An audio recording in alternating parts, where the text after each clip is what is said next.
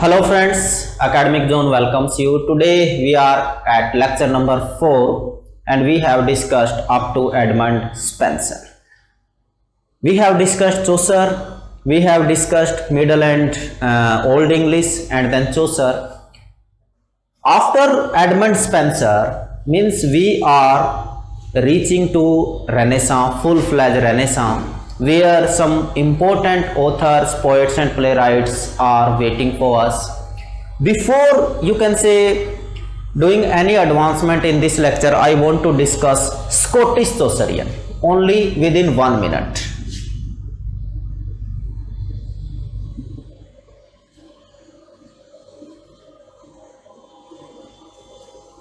They were flourished in 15th and 16th century in Scotland. That's why they are known as Scottish. Second one, we have discussed English Chaucerian. They were Stephen Hawes, Hawkley, Skelton, Liggett. But we are discussing now Scottish Chaucerian. There were 4 major names. The first one was King James I, whose King Square written in Rhyme Royal,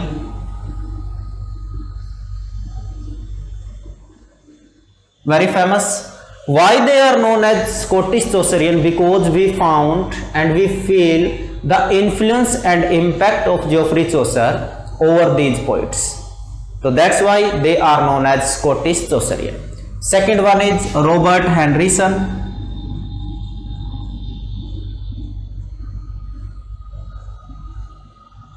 Third one is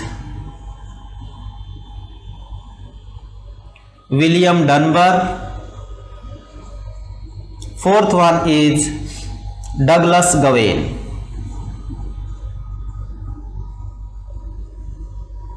Some other minor poets were also there, but the major Scottish Chaucerian, these 4 poets were there and they are known Scottish Chaucerian. और जो हेनरिसन का है that is Testament of Cressida और king square by king James, ये काफी famous है. तो ये 2 वर्क हमने याद रखने हैं. इसके अलावा जो है एक जो डनबर का वर्क है that is lament for makaris, it is also famous. If there will be any question from Scottish Chaucerian, it is much possible कि 99% you will find from there. 4 names you are to keep in view: King James, King Square, and that's why this technique is known as Rhyme Royal technique, as we have discussed it when we discussed Geoffrey Chaucer. Robert Henryson, Testament of Cressida. William Dunbar, Lament for Macadis. And 4th one is Douglas Gawain. इसके अलावा भी poets थे, but they were minor poets. These are the major poets. अब बात करते हैं हम आगे की.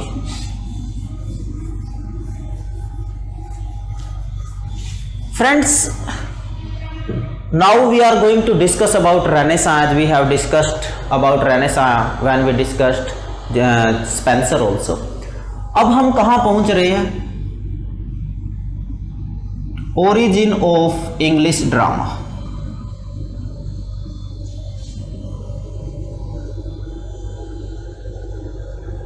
इसका ये मतलब बिल्कुल नहीं है कि drama did not exist before renaissance.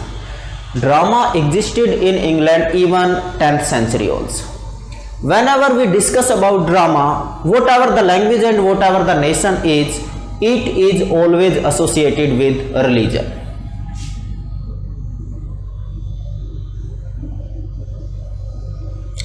If we take the case of India, Indian drama की बात करें तो कहां से शुरू करते हैं? शुरू करते हैं भरत मुनि Natyashastra.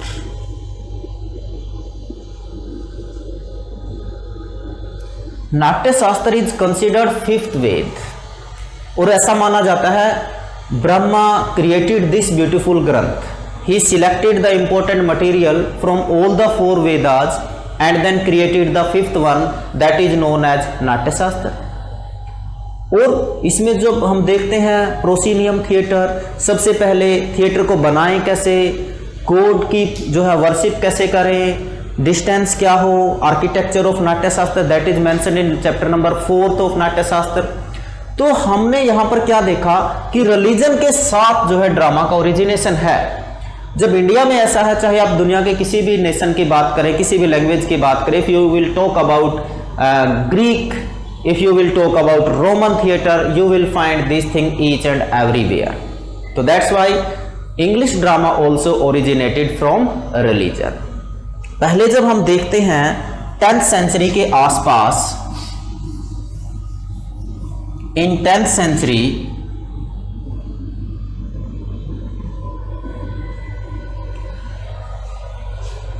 the drama was there. It was associated with church at that time. It was associated with church. Especially दो टर्म्स के ऊपर जो है काम हुआ है. The one is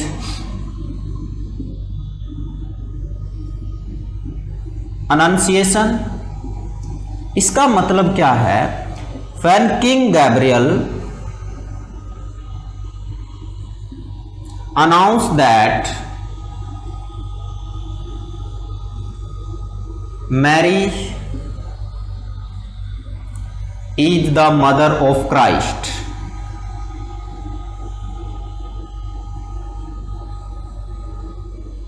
ठीक है ना? एक तो इस इंसिडेंट को काफी एक्सप्लॉइट किया गया है. The second one is ascension. Ascension का मतलब है arrival of Christ in heaven. Arrival of Christ in heaven. तो ये दो टर्म है. अब देखिए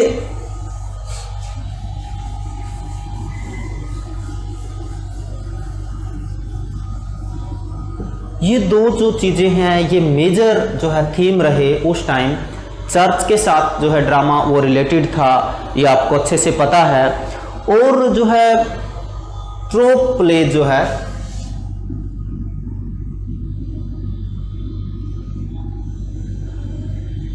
रॉबिन हुड प्लेज,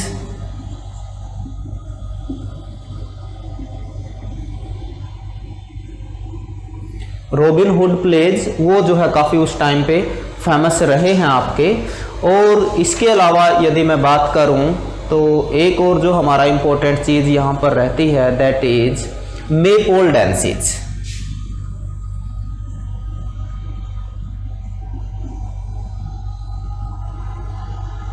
ये ड्रामा कब था? ये 10th सेंचुरी तक था, but it flourished in full swing in 12th century. Though at that time the language was Latin. The language was Latin. अब जो है 15th सेंचुरी तक आते आते ये Latin language was replaced by the vernacular languages. और जो drama था it came out from the church. जो ड्रामा का जर्नी क्या रहता है, as you know very well, first church, church yard, and then marketplace. Closely associated with religion. Closely associated with religion. अब यहां तक हम आते हैं 15th सेंचुरी के आसपास तक. ये चीजें हैं जो पहले जो ड्रामा था दैट वाज लिटर्जिकल प्लेज. हमने देखे मम्मर्स प्लेज. अब इन सब की खासियत क्या है कि they were closely associated with by, closely associated with Christ, closely associated with Christianity religion. ये अब इसके बाद जो है हम आते हैं, धीरे धीरे आगे चलते हैं. अब देखिए जो लिटर्जिकल ड्रामा है उसमें कहाँ थीम क्या रहते हैं हमारे, जो थीम रहते हैं बेसिकली वो रहते हैं हमारे creation to fall,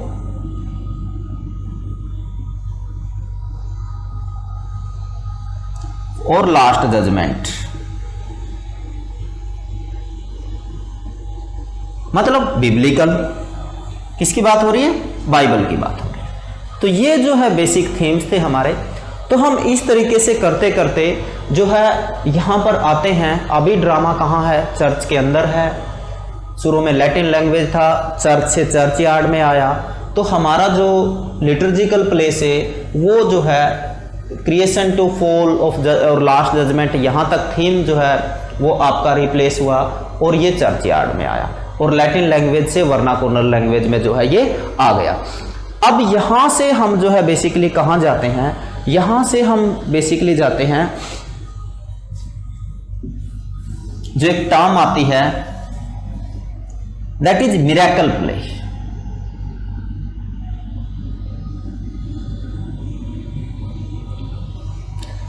When we talk about miracle play, along with that we also talk about mystery play, and in some books also these two terms are used alternatively, कि जो miracle play है और उसके बीच में लिख देते हैं और mystery play. But there is a difference between miracle play and जो है मिस्ट्री प्ले, ठीक है ना, मोरलिटी प्ले, सॉरी। तो मोरलिटी और मिरेकल में डिफरेंस रहता है। तो जो मिरेकल प्ले है ये क्या है, बिब्लिकल थीम इनका रहता है।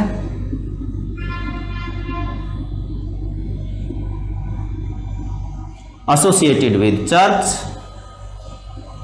ठीक है ना, थीम रिलीजियस है, इसमें तो कोई डाउट है ही नहीं है। और जो क्राइस्ट है उसका ही ज़्यादा रहता है, और फीमेल कैरेक्टर नहीं होते हैं, कोई भी फीमेल कैरेक्टर होता नहीं है। और जो तरीका रहता है इनका वो रहता है क्राइस्ट, क्रिस्टी डे, और उसको क्या बोलते हैं, Whitson. Basically these two occasion were considered the most appropriate and relevant for drama. तो ये जो है हमने वहां पर देखा, इसको मिरेकल प्ले बोलते हैं। अब जो मिरेकल प्ले हैं वो फुल फ्लैज हमारे पास काफ़ी सारे अवेलेबल हैं उस टाइम पे। किस तरीके से जो है इनका थीम रहा, क्या रहा, इसको डिटेल में बात करें तो इसके ऊपर काफ़ी बात हो सकती है।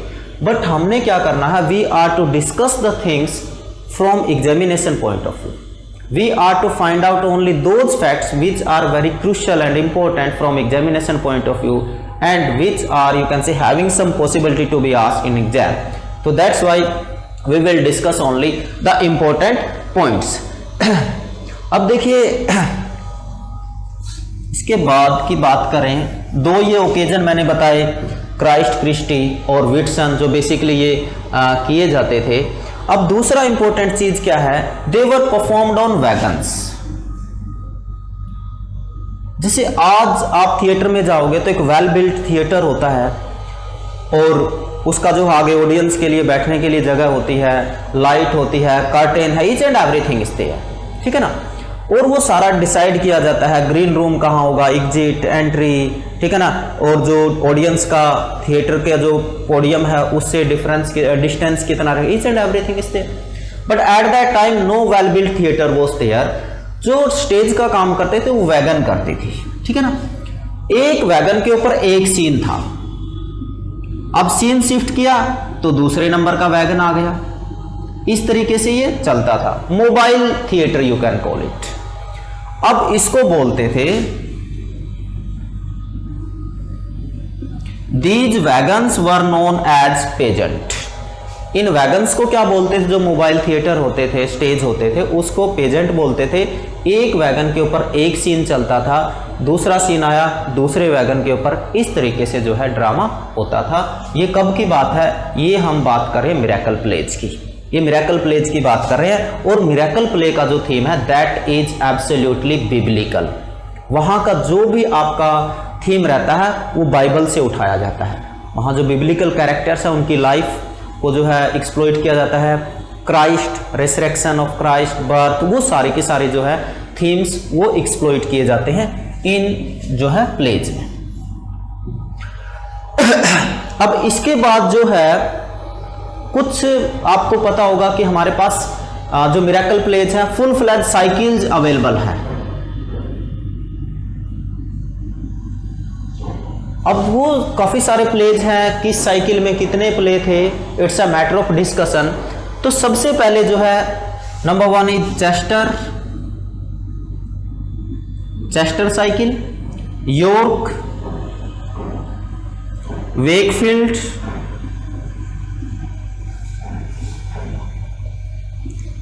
हो गया, और एक आध और रहता है कोवेंट्री,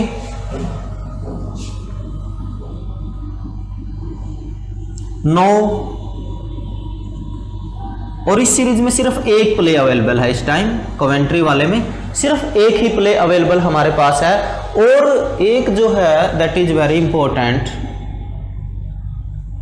लूडस, और इसका जो है कॉन्वेंट्रिएट, ये भी एक साइकिल है। इसमें हमारे पास 44 प्लेज जो है वो अवेलेबल हैं। इसके अलावा जो चेस्टर है, चेस्टर में हमारे पास 24, यॉर्क में हमारे पास 48 प्लेज अवेलेबल है, और वेकफील्ड जो है हमारा इसमें 32 प्लेज अवेलेबल है। और इसको टाउनली साइकिल ऑफ प्लेज भी बोला जाता है, सी रह गया सॉरी, इसको साइकिल जो है टाउनली जो है साइकिल ऑफ प्लेज भी बोला जाता है। और जो कोवेंट्री है इसमें सिर्फ 2 प्लेज अवेलेबल है। ये जो है ये पूरा साइकिल 54 प्लेज का माना जाता है, but only 48 are available, Chester 24 plays are available, York available 48, total number of plays 54, Wakefield also known as Townley cycle 32 plays are available, Coventry only 2 plays, no only 1 play, and the last one is Ludus Conventriate where 44 plays are available. Sometime we find in exam वो कोई भी 3 तो इनमें से उठाएगा, एक कोई अलग नाम उठाएगा और पूछेगा इनमें से कौन सा जो है मिरेकल जो प्लेज हैं उनके साइकिल में से नहीं है। तो हमने याद रखना है चेस्टर, यॉर्क, कवेंट्री, वेकफील्ड और लूडस कन्वेंट्रिएट। तो ये कितने हो गए 5। उसके बाद कई बार इस तरीके से क्वेश्चन आता है तो हमने नंबरिंग याद रखनी है। जो आपका यॉर्क है 24 है, Chester 24, York 48, total number of plays were 54, available 48। उसके बाद वेकफील्ड की बात करें 32, उसके बाद जो है कवेंट्री की बात करें ओनली 2 प्लेज, नो की बात करें ओनली 1 प्ले, एंड लूडस कन्वेंट्रिएट की बात करें तो 44 प्लेज।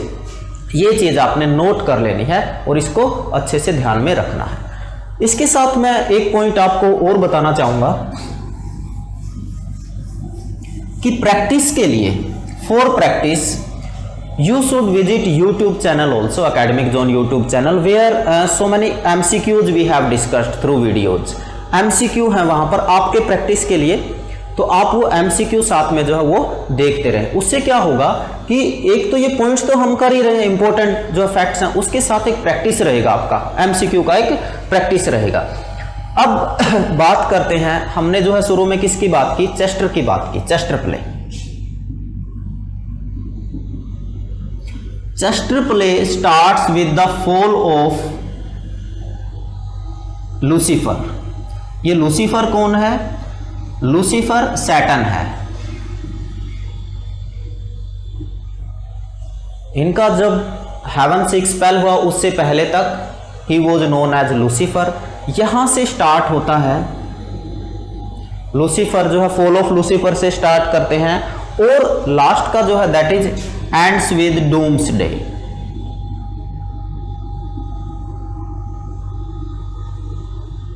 डूम्सडे कई बार इस तरीके से भी पूछ लेता है, तो ये भी चीज हमें मालूम होनी चाहिए। तो इसमें और कौन से हैं? इसमें जो है थीम क्रिएशन है, फॉल है, क्रिएशन की बात करेंगे, क्रिएशन का मतलब है किस तरीके से दुनिया क्रिएट हुई। जैसा कि बाइबल में आपको पता है एडम एंड ईव जो है हमारे पेरेंट्स माने जाते हैं, उसमें कुछ कैरेक्टर्स की भी बात होती है, बिब्लिकल जो कैरेक्टर है उसमें नोह है, केन है, अबेल है। तो इस तरीके के कैरेक्टर्स की भी बात इन प्लेज में चेस्टर वाले साइकिल में होती है। तो ये चेस्टर जो प्लेज है पूरा मैंने आपको खोल के बताया है ताकि किसी तरीके का कोई कंफ्यूजन ना रहे। टोटल 5 साइकिल्स की बात की है, जिसमें हमने सबसे पहले Chester, York, Wakefield, Coventry, no, कन्वेंट्रिएट, लूडस, कन्वेंट्रिएट। उसके बाद नंबरिंग की बात हुई थी 24, 48, 32, 2, 1, 44। तो इस तरीके से आपको चीज़ें टिप्स पे हो जाएंगे एक दो बार जब आप लेसन को सुनोगे और देखोगे। इसके साथ साथ मेरा रिक्वेस्ट है, मैंने पहले लेसन में भी बोला था आपको, जो भी चीज़ हम डिस्कस करें लेसन में उससे पहले you should go through any of the history of English literature from that very topic. Something you will get out of that book and then many more things you will get out of the lesson and then convergence of both things is equal to common understanding. तो फिर उस topic की understanding हमारी होगी। उसके बाद practice के लिए हम कुछ एमसीक्यूज पढ़ लें तो वो टॉपिक क्वाइट क्लियर हो जाता है। अब वहाँ से वो कुछ भी पूछे तो हम 95% we are capable to tackle the question in positive way. तो इसके बाद जो है हम बात करेंगे इसका टेक्निक क्या थी। जो चेस्टर प्लेज हैं they were written in 8 line stanza, they were written in 8 line stanza, total 5 cycles were there. अब इसके बाद जो है बात आती है हमारी मोरलिटी प्ले की। क्या बात आती है मिरेकल के बाद? Morality pledge.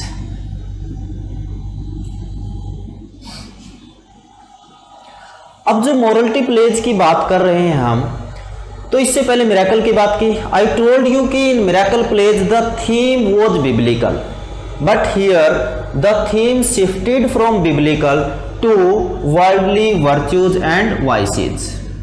वर्ल्डली और ह्यूमनली कह सकते हो, वर्च्यूज एंड वाइसेज।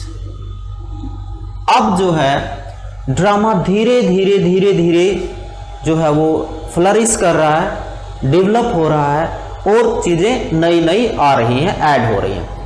अब यानी कि जो बिब्लिकल थीम था उससे बाहर आया और ह्यूमनली वर्ल्डली वर्च्यू वाइसेज, इसमें क्या है आपके जो भी पीस है, पीटी है, डेथ है, वो सारी चीज़ें जो है यहाँ पर इनके ऊपर काम होने लगा, इनके ऊपर प्लेज जो है वो एक्ट होने लगे, स्टेज होने लगे। अब दूसरा जो इंपॉर्टेंट चीज़ क्या याद रखनी है, कई बार इसी तरीके से क्वेश्चन आ जाता है कि what is the difference between miracle and morality play. In miracle play theme is biblical, in morality play जो थीम है वो शिफ्ट करके कहाँ आ जाता है, वर्च्यूज एंड वाइसेज के ऊपर थीम आ जाता है। तो जिस तरीके से हमारे पास मिरेकल प्लेज अवेलेबल है तो कुछ मोरलिटी प्लेज भी अवेलेबल हमारे पास हैं।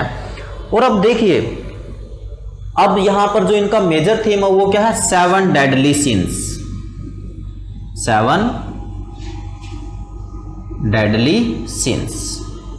जब हम एवरीमैन की बात करेंगे तो सबसे important the major morality play that is available right away is Everyman. And when we will discuss the theme or the summary or the plot of Everyman, then we'll discuss 7 deadly sins also, कि how there is a struggle or contrast between 7 deadly sins, good deeds and knowledge, वो हम देखेंगे Everyman के साथ क्या होता है। तो ये 7 deadly sins जो है ये अभी थीम है, किसका थीम है, मोरलिटी प्ले का है।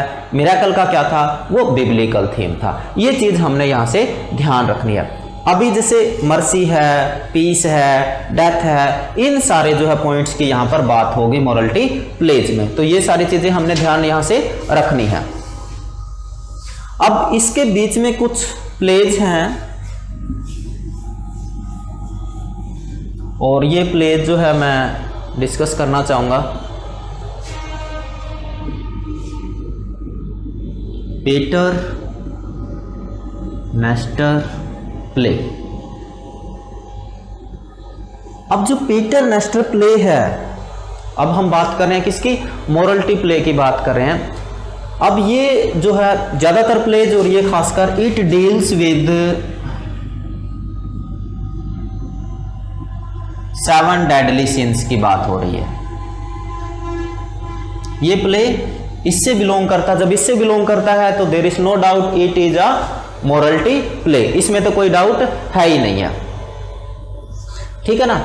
और इसका जो है देखिए यहां पर जिस भी प्ले की बात होगी उसके जो डेट है उसके बारे में सर्टेनिटी नहीं है, बिल्कुल सर्टेन नहीं है, but it is considered that it was produced in 15th century. 15th century का ये प्ले रहा होगा और डेथ एंड पीस इसका थीम रहा है। तो ये सारी चीजें हमने देखनी है। अब दूसरा देखना है, एक और मोरलिटी प्ले हमारे पास अवेलेबल है, that is pride of life. अब देखिए इनकी जो ऑथरशिप है दैट इज अनोनिमस, जो ऑथरशिप है वो क्या है, अनोनिमस है। अब इसमें क्या है, किंग है, ये बोस्ट करता है अपनी पावर की, यही इसका थीम है कि how he boast of his power और वर्ल्डली पावर, यानी कि क्योंकि वर्च्यूज और वाइसेज की तो बात हो ही रही है, बिब्लिकल थीम से जो है ये चीजें बाहर आ गई हैं। और देखिए अब क्या है, इसके अलावा 2 प्ले खास फेमस हुए हैं इस टाइम के और जो हमारे पास अवेलेबल भी, एक तो Everyman as I talk and the second one is the castle of perseverance, the castle of perseverance and Everyman. If I talk about the castle of Preservance,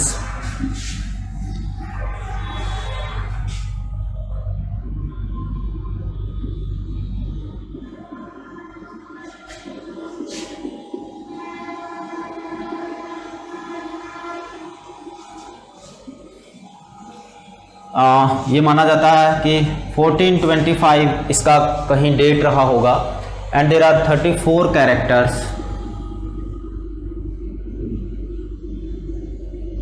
और एक मैन्युस्क्रिप्ट है, मैन्युस्क्रिप्ट जो है हमारे पास और उसका नाम है मैक्रो। MS का मतलब होता है मैन्युस्क्रिप्ट, मैक्रो जो manuscript still it survives, it has 3 plays basically. एक तो उसमें क्या है, विजडम है, विजडम जो प्ले है, एक आपका कैसल ऑफ परजर्वेंस है और इसके अलावा जो तीसरा आपका है दैट इज मैनकाइंड।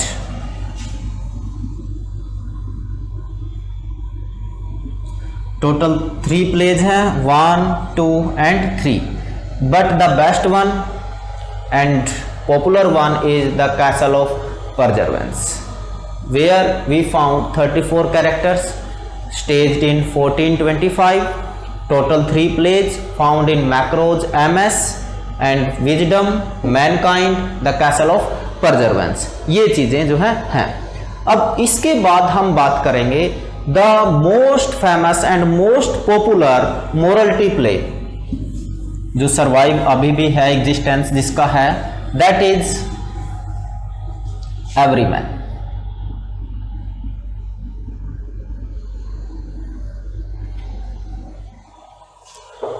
जो हिस्ट्री ऑफ इंग्लिश लिटरेचर की बुक्स अवेलेबल हैं मार्केट में, उनमें 80% बुक्स में ओनली एवरीमैन इज डिस्कस्ड। तो rest of the morality plays and rest of the miracle plays वो सिर्फ साइकिल्स की बात करते, बाकी चीज़ें छूट जाती हैं। But we must know everything in detail because we don't know what the examiner is going to ask. और पिछले 2-3 एग्जाम से एक चीज़ और हमने जो है फील किया, आपने भी फील किया होगा कि आजकल जो है, पहले क्या होता था, जो मेजर पॉइंट्स होते थे वो पूछे जाते थे, जो है आप कहो कि majorly known facts, but nowadays we find the less known facts और द माइनर फैक्ट्स ऑल्सो। तो इसलिए हर चीज को बड़े ध्यान से देखने की जरूरत पड़ती है।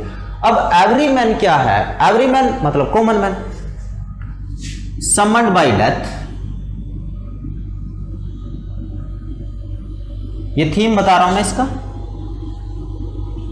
अब क्या है, लास्ट टाइम है, बात मरने की है। जैसे कि इंडियन मिथोलॉजी में भी काफ़ी सारे वाल्मीकि, किस तरीके से वाल्मीकि बने, जब नारद मुनि ने उनसे पूछा भाई आप मेरे को क्यों लूट रहे हो, पूछ के आइए जो आप ये पाप कमा रहे हो, क्या आपके घर वाले इसमें भागीदार होंगे। वो जाता है, पूछ के आता तो वो लोग मना कर, वगैरह वगैरह वगैरह। आप किसी भी लैंग्वेज को उठा के पढ़िए, मिथ जो है वो काफ़ी कुछ सिमिलरिटी मिलती है वहाँ पर। जितने भी एपिक्स हैं, whether it is Iliad, Odyssey, Paradise Lost, और Indian you can say epics, Mahabharat, Ramayan, चाहे आपका एनीड राव वर्जिल का, इनमें काफ़ी सारी सिमिलरिटीज मिलेंगी। कैरेक्टर्स अलग होंगे, एक बैटल होगा, वॉर होगा, इस तरीके से रिलीजन की लड़ाई होगी, इस तरीके से चीज़ें होती हैं, तो काफ़ी सारी सिमिलरिटी होती है। अब यहाँ पर भी सिमिलरिटी है। अब समन्ड बाय डेथ, अब ये देखता है no one is ready to accompany him, क्योंकि लास्ट में तो हमें अकेला ही जाना होता है मरने के लिए। No one is ready to accompany him but only एक चीज रेडी होती है, that is his good deeds. अब क्या है, जो गुड डीड्स हैं वो रेडी होती हैं क्या करने के लिए, to be the guide of every man, कि yes we are ready to guide you. लेकिन अभी क्या होता है, देयर इज नॉलेज ऑल्सो। अब नॉलेज के साथ 7 डेडली सिंस। अब ये 7 डेडली सिंस जो हैं वो किसी तरीके से जो गुड डीड्स है इनको रोकने की कोशिश करते हैं, बट ये सारा फिर नॉलेज का कॉन्सेप्ट आता है, नॉलेज का अपना वो रहता है। लेकिन लास्ट में जब कंक्लूड करते हैं, ये टूम है, ग्रेव है, ग्रेव लिखेंगे rather, every man is going to enter the grave. अब यहां पर क्या है कि जो नॉलेज है वो यहां पे खड़ा हो जाता है बाहर, बस कि मैं आपके साथ सिर्फ यहां तक आ सकता था। लास्ट में इसका जो लास्ट तक रहता वो कौन रहता, गुड डीड्स। कहां गया, ये रहा गुड डीड्स कि, और एट लास्ट क्या होता है, the every man enters his grave. This is the theme of this play and it is known as morality play. It is known as morality play.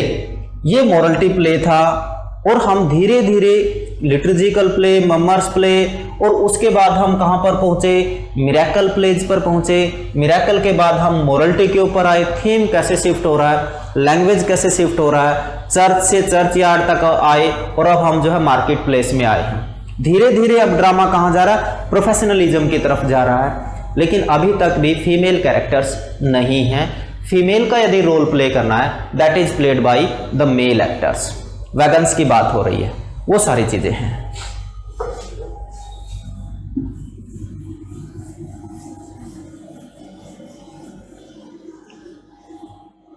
अब देखिए, अब इसके बाद जो नेक्स्ट जो कॉन्सेप्ट आता है वो क्या आता है, नेक्स्ट इसके बाद कॉन्सेप्ट आता है आपका इंटरल्यूड का। आपने पढ़ा होगा इंटरल्यूड।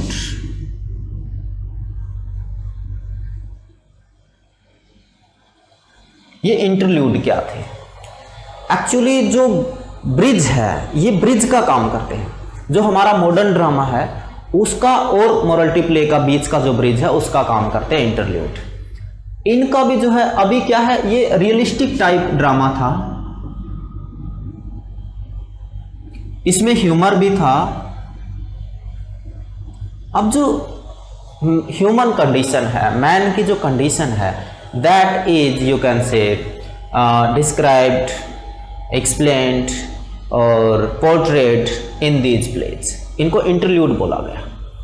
अब ये जो इंटरल्यूड है, कभी कभी इंटरल्यूड की पहले जो प्रॉपर जो ट्रेजेडीज वगैरह होती थी या कोई भी प्ले होता था उसके बीच में फिलर के लिए भी इंटरल्यूड्स हुए हैं। अब हम इंटरल्यूड के ऊपर पहुंचे, तो इंटरल्यूड में हमारे पास क्या क्या अवेलेबल है, और they are paving the way for the moral, क्या बोलते हैं उनको, यूनिवर्सिटी विट्स। और university wits they will establish the stage, they will establish the ground, the platform for the Elizabethans, जो प्रॉपर, जिसकी हम शेक्सपियर और बेन जॉनसन की लेटर बात करेंगे। तो अभी इंटरल्यूड की यदि हम बात करें, अब इंटरल्यूड क्या है, रियलिस्टिक एलिमेंट्स है, कॉमिक एलिमेंट्स है, ये भी 15th सेंचुरी में जो है होता है। अब कुछ लोग यहाँ पर हैं, 3 लोगों की बेसिकली बात करेंगे, जिसमें आपके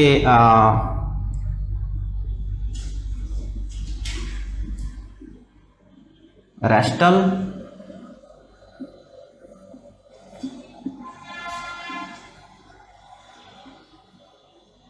थॉमस मूर, और एक जो है आपके रेस्टल हो गए, मूर हो गए, एक नाम और जो है, हाँ, Thomas Heywood.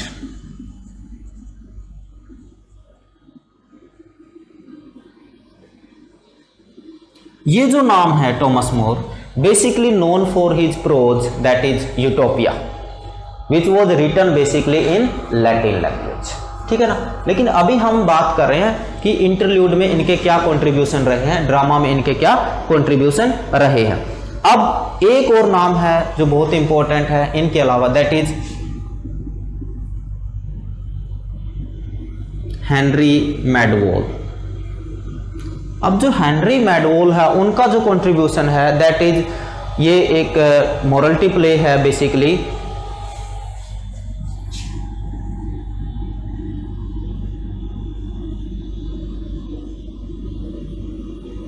ल्यूक्रीज। Basically it's morality play, क्योंकि वो सारे कॉन्सेप्ट तो एलिमेंट्स इनके अंदर है, रियलिस्टिक एलिमेंट भी आए हैं, ह्यूमर एलिमेंट भी आए हैं, ह्यूमन कंडीशंस की भी बात हो रही है, तो वो सारे के सारे एलिमेंट इनके अंदर रहते हैं, ये सारे हैं। अब इन तीन लोगों में खास बात क्या है, इन तीन लोगों में खास बात है कि ये तीनों के तीनों जो लोग हैं ये एसोसिएटेड थे कार्डिनल मोर्टन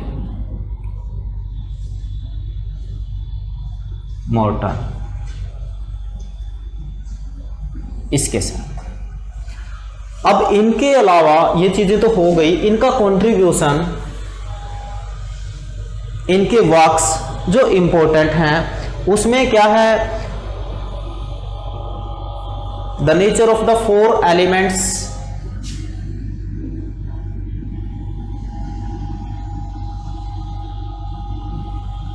मैं डिजिट लिख रहा हूं 4,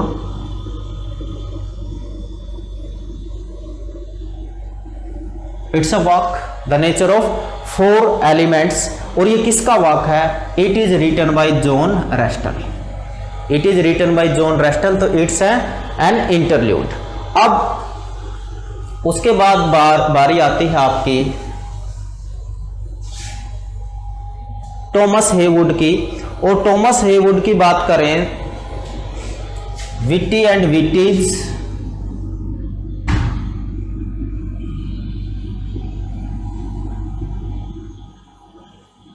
it's an interlude written by Thomas Heywood. और इसके बाद the play of the weather,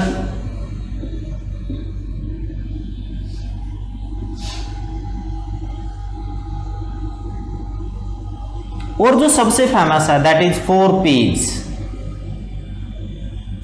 जहां से क्वेश्चन पूछा जाता है, इस बार भी नेट में क्वेश्चन आया था। 4 Ps कौन कौन है, पामर, पैडलर और आपका जी पार्डनर, अपोथकैरी।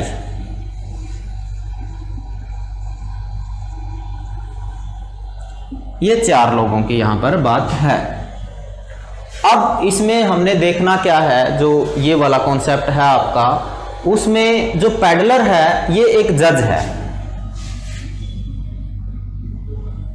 बाकी के जो ये 3 लोग हैं, there is a competition between these 3 people of telling lies. 3 लोगों में झूठ बोलने का कंपटीशन होता है, पामर में, पार्टनर में और अपोथकैरी में। और जो जजमेंट का जिम्मा है वो किसके ऊपर है, वो पैडलर के ऊपर है। जो हमारा क्वेश्चन आता है, क्वेश्चन किस तरीके से आता है, इस बार भी आया था, हर बार इसी तरीके से आता है कि ये 4 Ps कौन कौन सी थी। नंबर 1 हमने इन चारों के नाम याद रखने। नंबर 2 क्या करेगा वो, अब इनमें से कोई एक मिस करके कुछ और चीज लिखेगा और पूछेगा कि which one is not the, you can say 4P mentioned by Thomas Heywood in his interlude 4 Ps, ये भी पूछ सकता है। अब ये वाला याद रखने की जरूरत है, बाकी तो तीनों P से स्टार्ट हो रहे हैं, लेकिन ये अपोथकैरी है, तो इस चीज को आप अच्छे से याद रखोगे कि जो हमारा 4 Ps है बाय टॉमस हेवुड, इंटरल्यूड से क्वेश्चन आता है, तो 4 P से क्वेश्चन ज्यादा से ज्यादा अभी तक आया, और अभी लेटेस्ट पिछले ही एग्जाम में भी 4 Ps से क्वेश्चन आया था। इसके अलावा